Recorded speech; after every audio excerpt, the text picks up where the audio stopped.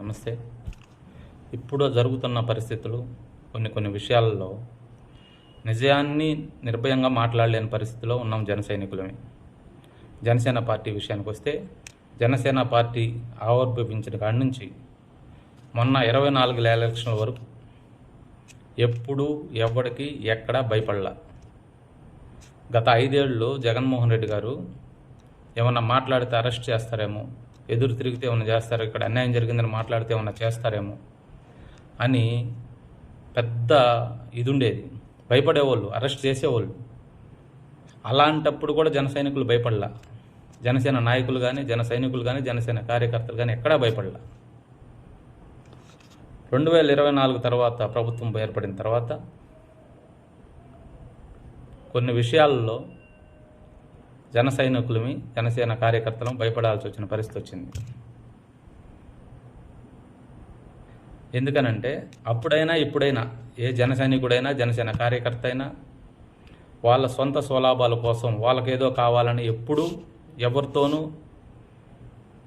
గొడవ పట్టడానికి నిర్ణయించుకోలేదు, గొడవ పడలేదు, అవసరం కూడా లేదు వాళ్ళకి. వాళ్ళు కూలీ నాలో చేసుకొని వాళ్ళకి చేతనైనంత సహాయం చేస్తారు. పక్కన వాళ్ళకి ఎవరికైనా అన్యాయం జరుగుతుంటే అది చూడలేక ఎదిరించి మాట్లాడుతున్నారు. ఈ ప్రభుత్వం వచ్చిన తర్వాత కూటమి పొత్తులో ఉన్నందువలన ఎవరికైనా అన్యాయం జరుగుతున్నా కళ్ళ ముందు చూస్తూ ఉండలేక, ఏదన్నా ఇన్సిడెంట్ జరుగుతుంటే ప్రభుత్వాన్ని విమర్శిస్తే, కూటమి పొత్తులో ఉన్నాం మనం, పొత్తు ధర్మం పాటించాలి, విమర్శించేదానికి లేదు, విమర్శిస్తే ఎక్కడ అరెస్ట్ చేస్తారో అనే భయంతో ఏమీ మాట్లాడలేని పరిస్థితిలో జన సైనికులు ఉన్నారు. మాకు జనసేన పార్టీ తరపు నుంచి బ్రహ్మానాయుడు అన్నారు ఇంతకుముందు ఒకసారి, లెటర్ రెడీగా ఉంటుంది ఆడ ఆఫీసులో, సంతకమే లేటు. ఎక్కడ క్రమశిక్షణ చర్యలు పాటించలేదని సస్పెండ్ చేస్తారనే భయం. ఆ భయంతో మాట్లాడలేకపోతున్నాం. ఇక్కడ 2 భయాలు తయారైనాయి మాకు ప్రభుత్వం ఏర్పడిన తర్వాత.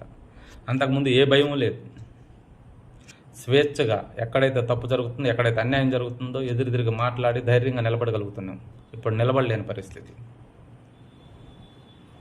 ఏదైనా మంచి పని జరిగితే సంకలెగరేసుకోవడం తప్ప, అన్యాయమో అక్రమమో ఏదైనా జరుగుతుంది అంటే ఇది తప్పు అని మాట్లాడలేని పరిస్థితిలో ఉండిపోతున్నాం. దీనికి కారణం మేము పొత్తులో ఉండడం వల్ల.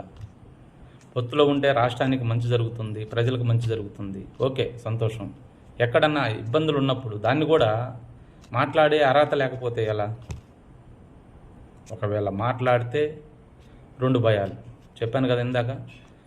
పొత్తులో ఉన్న ప్రభుత్వం పైన విమర్శలు చేసినందుకు అరెస్టులు, జనసేన పార్టీ తరపు నుంచి మనం పొత్తులో భాగంగా ఉన్నాము, క్రమశిక్షణ చర్యలు ఉల్లంఘించినందుకు సస్పెన్షన్స్, ఇలా జరుగుతున్నాయి. భయపడిపోతున్నారు జన సైనికులు, జనసేన కార్యకర్తలు ముఖ్యంగా. ఏం మాట్లాడితే ఏమైపోతుందో, ఎలా మాట్లాడుతుందో, కళ్ళ ముందు ఏదైనా జరుగుతున్నా నిజాన్ని నిర్భయంగా మాట్లాడలేని పరిస్థితి.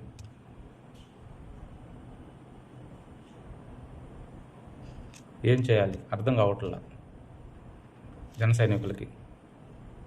ఎన్ని రోజులు ఇలా? 15 ఏళ్ళు కాదు, 20 ఏళ్ళు కలిసి ఉంటాం, ఇబ్బంది లేదు. సొంతగా ఏదన్నా ఇబ్బంది జరిగితే కార్యకర్తకో, జనసేన కార్యకర్తకో, జనసైనికుడికో ఏదైనా ఇబ్బంది జరిగితే నో ప్రాబ్లం, దాన్ని సర్దుకొని ఉండగలుగుతాం. ఎదుటి వారికి ఏదైనా జరిగినప్పుడు దాన్ని కూడా మాట్లాడలేకపోతే ఎలా? ఎక్కడ సస్పెన్షన్ లెటర్ వస్తుందోనని భయం జనాలకి, జన సైనికులకి. ఆ లెటర్ వచ్చిన తర్వాత వస్తే ఏమవుతుంది అని అనుకోవచ్చు. అదేదో సామెత ఉంది, మొగుడు కొట్టినందుకు కాదు తోడు కొడలు నవ్వినందుకని. ఎందుకనంటే పార్టీ పెట్టినప్పటి నుంచి ప్రతి ఒక్కరిని ఎదిరించి నీతి నిజాయితీగా వాడికి శక్తి ఉన్న కాడికి కూలో నాలో చేసుకొని అంతో ఎంతో పార్టీ కోసం ఏదో ఒక కార్యక్రమానికి, పెద్దగా కాకపోయినా లక్షల్లో,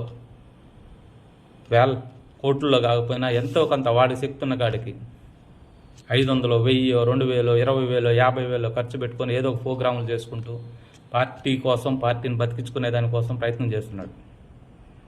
ఎప్పుడైతే సస్పెన్షన్ లెటర్ వచ్చి సస్పెండ్ చేస్తారో అక్కడ ఆ నియోజకవర్గంలో కానీ, ఆ ఊర్లో కానీ, ఆ జనాల మధ్యలో కానీ తిరగలేడు ఆ మనిషి.